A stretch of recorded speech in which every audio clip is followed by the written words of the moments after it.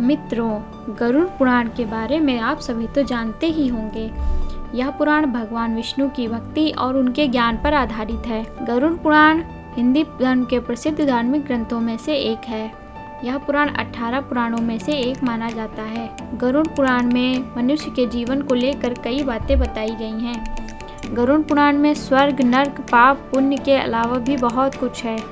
उसमें ज्ञान, विज्ञान, नीति, नियम और धर्म की बातें हैं।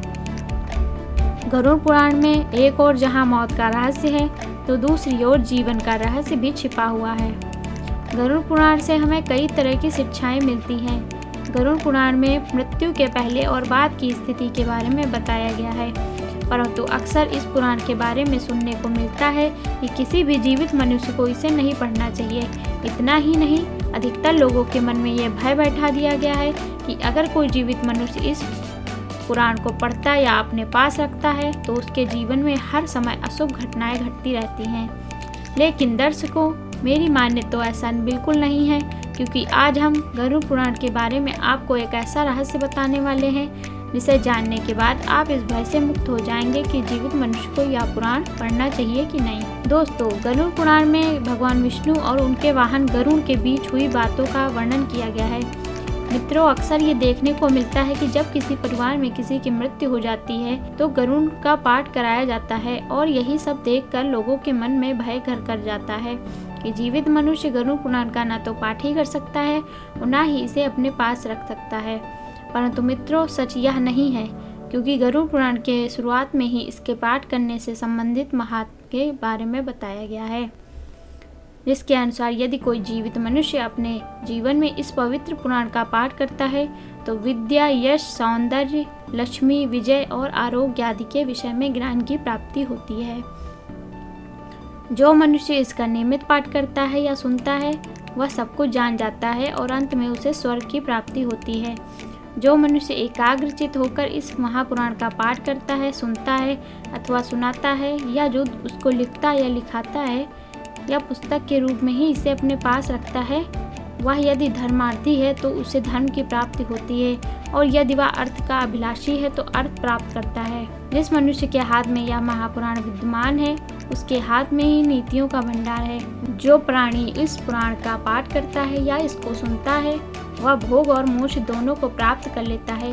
इस महापुराण को पढ़ने एवं सुनने से मनुष्य के धर्म, अर्थ, काम और मोक्ष इन चारों पुरुषार्थों की सिद्धि हो जाती है। इस महापुराण का पाठ करके, इसको सुनकर पुत्र चाहने वाला पुत्र प्राप्त करता है, कामना का इच्छुक अपनी कामना प्राप्ति में सफल कर लेता है। यानी जिस स्त्री को संतान सुख ना मिला हो वह पुत्र, कुंवारी कन्या, सज्जन पति, क्षेमार्थी क्षेम तथा भोग चाहने वाला भोग प्राप्त करता है। विद्यार्थी को विद्या, विजय घोष को विजय, ब्रह्मादि से युक्त पापी पाप से विशुद्ध को प्राप्त होता है।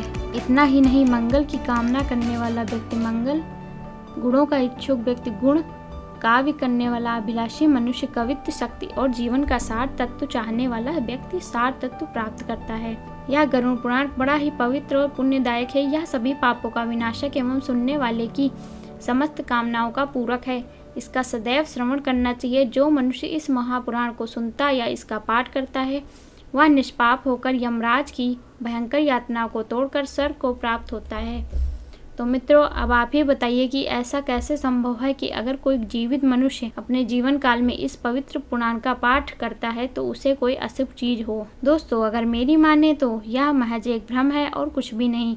इसलिए बिना किसी भय के अगर संभव हो तो इस पवित्र पुराण का नियमित पाठ करें और अपने जीवन को खुशहाल बनाएं। इस महापुराण का नियमित पाठ करने से सबसे बड़ा यह लाभ कि मनुष्य जीवन और मृत्यु के होने वाले रहस्यों को बड़ी ही आसानी से समझ सकता है, क्योंकि गरुड़ पुराण में मनुष्य द्वारा जीवित रहते हुए किए जाने वाले कर्मों के बारे में बताया गया, अर्थात बताया गया है कि कौन सा कर्म अच्छा और कौन सा बुरा। यानी ये कहा जा सकता है कि इस पुराण में वर्णित बातों को यदि संपूर्ण मानव जाति खुद में आत्मसात कर ले तो एक अच्छे समाज का निर्माण किया जा सकता है। दोस्तों, आपको यह जानकारी कैसी लगी कमेंट करके ज़रूर बताइए।